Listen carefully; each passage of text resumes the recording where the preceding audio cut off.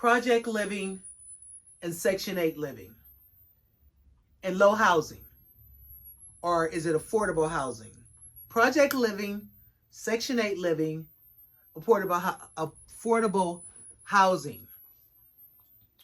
When it comes to project living, I think that's for people who actually live in projects, because everybody don't live in a project.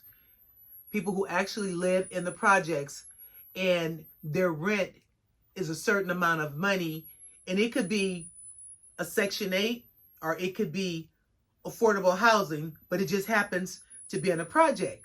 Now, from what I know about Section 8, because at one time I had applied for Section 8 and I was on the waiting list for 2 years. 2 years I was on the waiting list for Section 8. But in that 2 years, I had gotten married. I had got me a really good job. And as soon as that Section 8 came through, me and my husband, we were already looking for a house. Our house came through. So I couldn't accept the Section 8. Now, some people, you know, when they on the sneaky thing, when they doing that sneak, you know, some people would have taken the Section 8 and then rented it out to somebody and then moved on to the house. Now, I don't know if their name may have not been on the house, but my name was on my house. You know, I don't do that, everything in your name and stuff. There ain't nothing in my name. No, everything in our name. We're a team. We work together. We grow together. So when my Section 8 came through, I wasn't able to accept it because I was buying a house. So I called Section 8 and I wrote them a letter and stuff that I declined the Section 8, because had I taken that Section 8, I would still be on Section 8. And people who are on Section 8, they live in really, really nice places and stuff. And if they're working, their rent is based off of what they make. Because you may be on Section 8 living in a really nice house or a really nice apartment, and your rent might be $1,500, or your rent might be $2,000 because you have a job, you're working. Now, if you're not making that much money, your rent is going to be lower. But everything is based off of your income, just like low housing. That's based off of I believe that's based off of your income too. So if you're making a lot of money, they're going to charge you a lot of money. If you living in the projects, everything is based off of what you make. Now that I'm thinking about it, it's all based off of what you make. So if you're making X amount of dollars and you living in the projects, you might be paying $1,500 to $2,000 to live in the projects. I don't want to live in the projects paying that kind of money. I want to live in me a nice house if I got to spend that kind of money. But you may not be able to afford a really nice house. But it all depends on what you make. When you're living in the projects, when you're on Section 8, when you have affordable housing or whatever. And then they used to have these homes called turnkey. I don't know if anybody is familiar with that name. It's called turnkey apartments. And that was affordable housing. That was not a Section 8 style back in the day. I don't think they even had Section 8. If they did, when I was a kid coming up, I don't remember Section 8. I remember turnkey apartments, and I remember affordable housing, and I remember the projects. That's what I remember.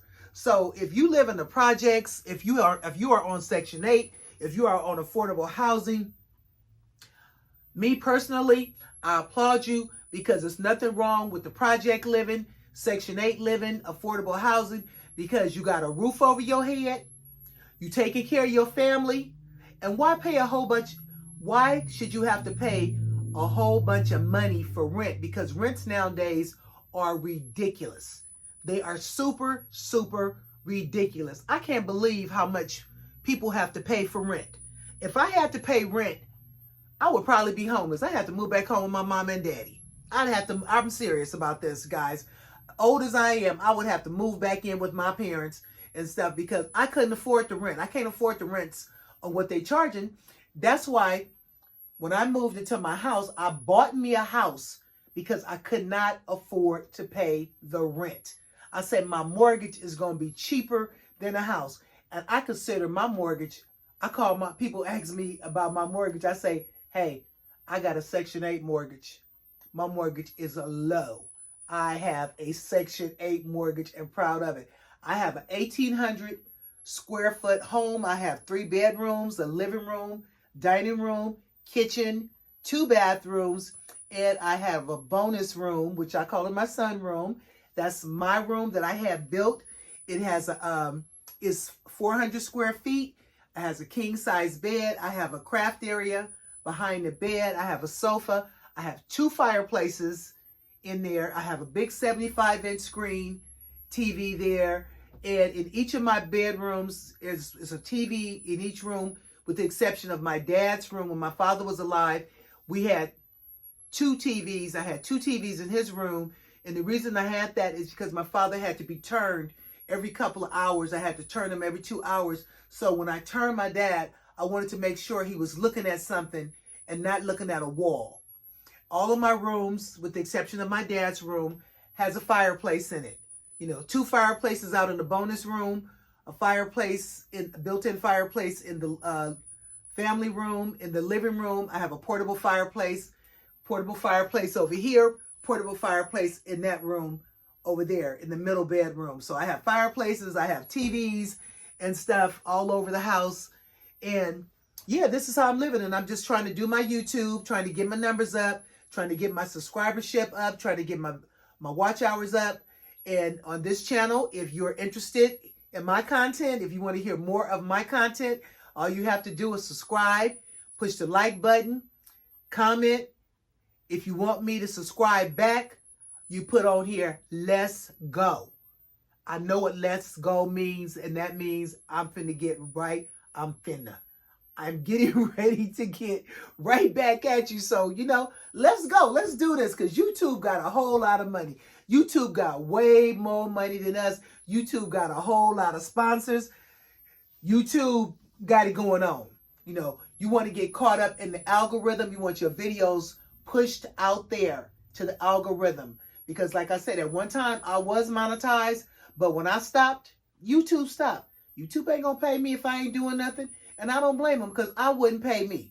If you're not doing nothing, why should I pay you? I'm not paying you to do nothing. I'm paying you to do something. And with that being said, I'm getting ready to check out, because this hip, oh my goodness, this is sciatic nerve problem, guys. And I have to lean over, and I can only be up for like 5 minutes. That's it, 5 minutes. But anyway, love you guys. Thank you for watching, and I will see you on the next video. I'm out.